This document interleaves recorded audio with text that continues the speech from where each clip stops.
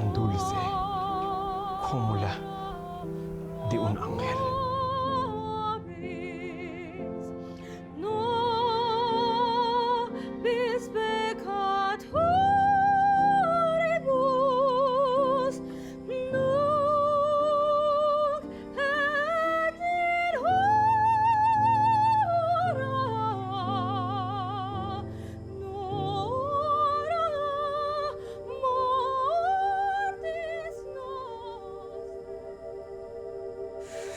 Jesus mo.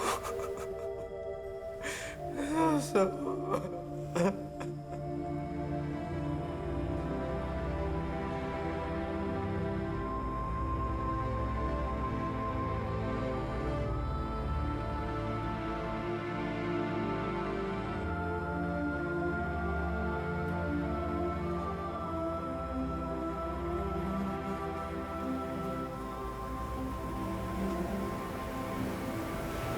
Mag-isa ka lang din.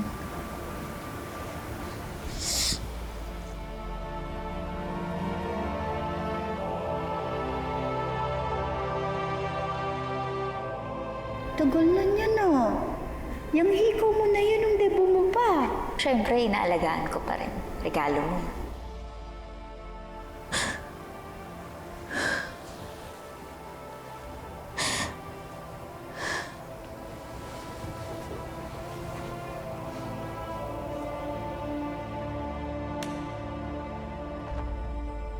Pag mahal mo ang isang tao, dapat hindi mo sinasaktan. At hindi mo rin iniiwanan.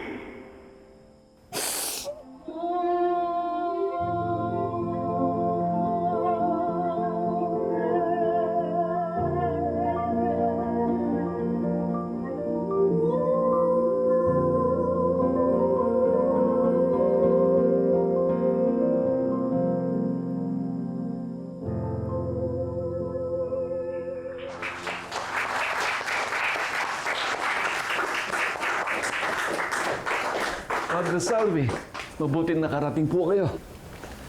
Wariabenak eh. Siya si Padre Bernardo Salvi, ang ating bagong kura sa San Diego. Padre, akin pong anak. Estoy encantada de conocerle, padre. Igualmente, señorita. Perdón, papá. Padre.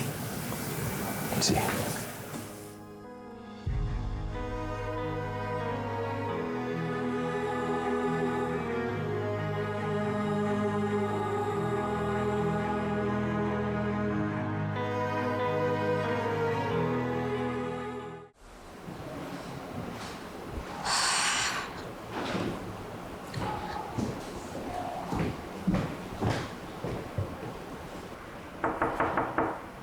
Sir?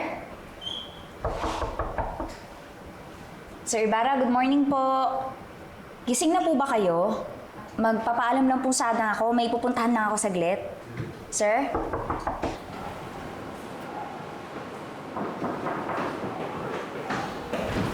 Buenos dias. Good morning. Maagang umalis ng senyor.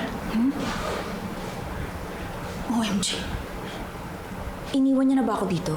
Hindi binibini. Ang totoo'y inihabilin ka nga po niya sa amin. Ipinabibigay rin po ito sa inyo ng inyong pinsan. Pinsan? Sinong pinsan? Si Senyor Ibarra po. Kayo raw po ang kanyang pinsan. Para daw po ito sa iyo. Oo nga pala. Salamat. Tama nga ako. Mabait nga siya. Ay, salamat.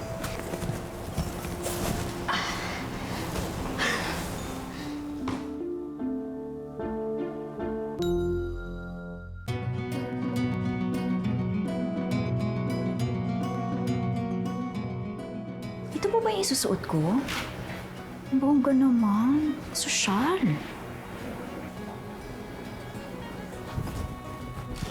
Aba?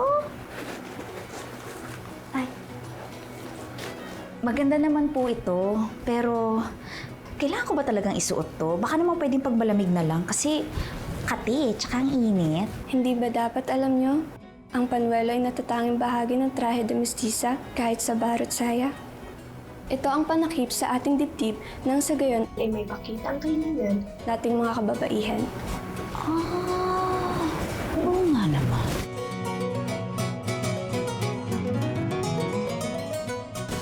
Buenos dias, Fraile Sibyl.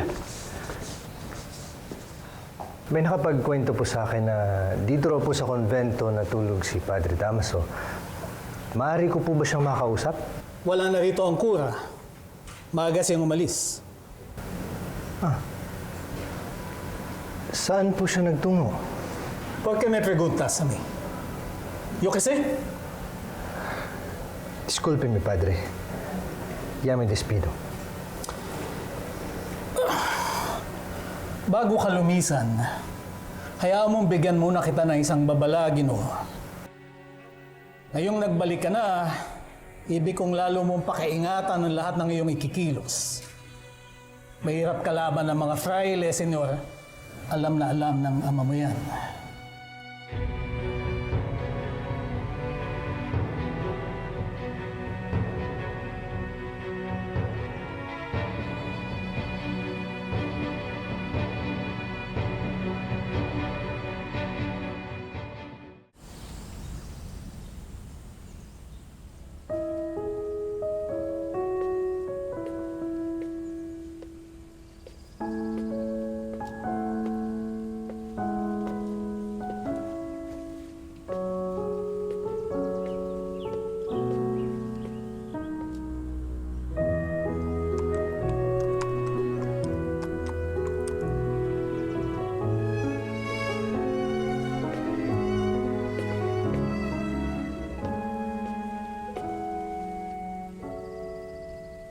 Akala mo ba si Crisostomo na yung sakay nung nagdaang karwahe, no?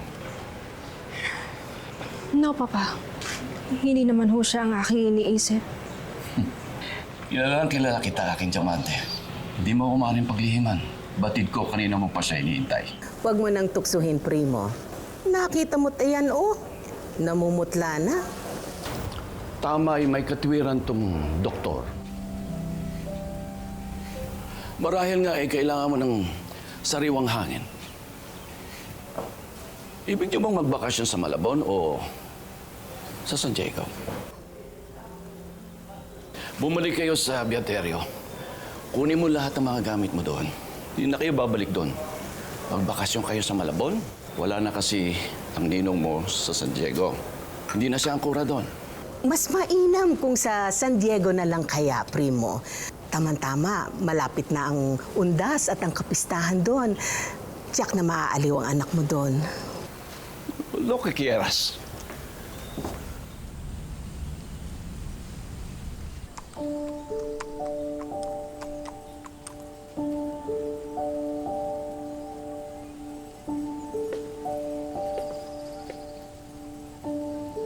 Oh, narito na hinihintay mo, Iha.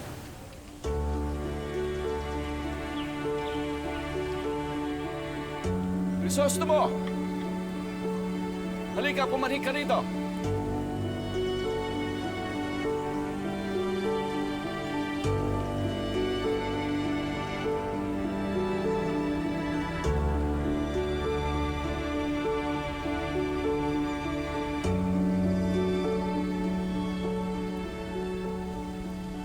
Ang mga dalaga nga naman. Hele-hele bago quiere.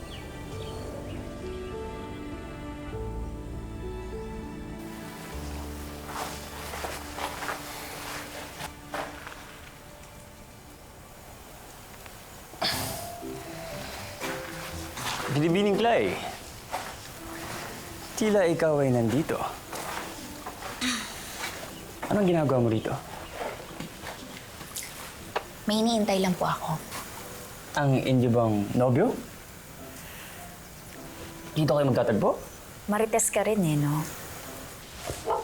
Marites.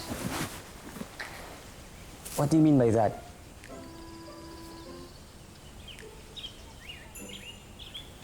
Wala akong nobyo. Wala akong panahon sa mga lalaki. Dahil ang totoo niyan, lalaki ang rason kung bakit ako nandito sa loob ng nobelang to. Siya nga iniintay ko ngayon eh. Baka lumakad siya dito, makapag-usap kami na maayos, may uwi niya ako sa amin.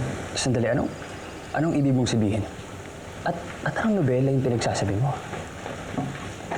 ¿Te encuentras bien, señorita? Ano raw? Never mind.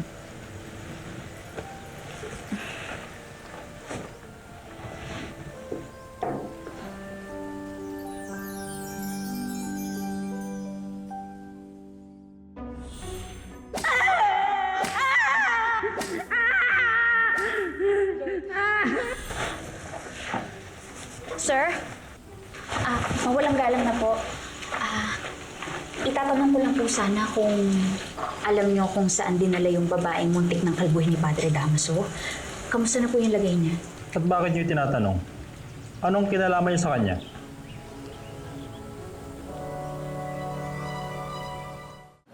Buenos días, hijo. ¿Cómo está? Muy bien.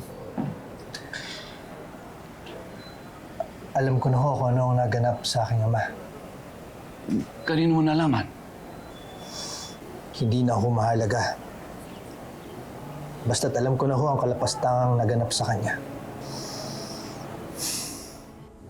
Kaya pala masama ang pakikitungo sa akin ni Padre Damaso. Dahil siya pala ang nangira at lalong nagdiin sa aking ama. Hijo, huwag kang magsasalita ng ganyan. At baka ay ibang makarinig, makarating sa praile. At huwag ka rin magsasalita kay Maria ng masama tungkol kay Padre. Alam mo namang mahal na mahal niya ang kanyang ninong. Ayoko maguluhan siya o madamay pa. Sana maintindihan mo ko.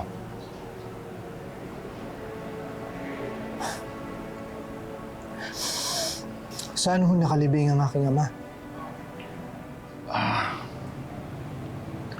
Mabuti pa, umuwi ka sa San Diego. Doon ka magtanong sa matandang Indio nyo. Siya nakakaalam ng lahat.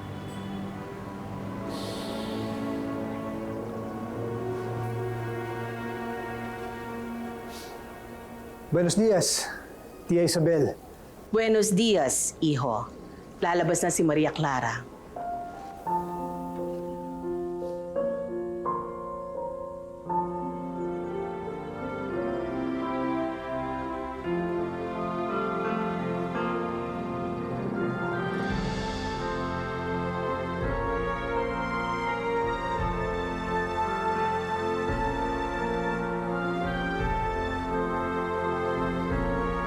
Maria.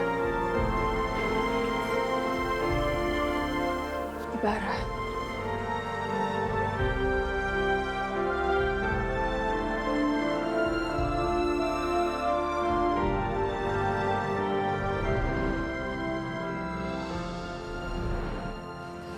Kayang baguhin ang nakalipas. Maiiba kaya ang mangyayari bukas. Kailangan na natin magbalik sa Fonda de Lala para kumuha ng mga gamit dahil maglalakbay na tayo pa uwi ng San Diego. Magkita na lang po tayo sa hotel. May dadaan na lang po ako saglit. Paano kaya siya makakalaya rito? May piyansa na hubas sa panahong to? Kung meron, magkano po? Sa halagang 80 peseta, senyorita. Ilahad mo ang mga palad mo at may bibigay ako sa'yo.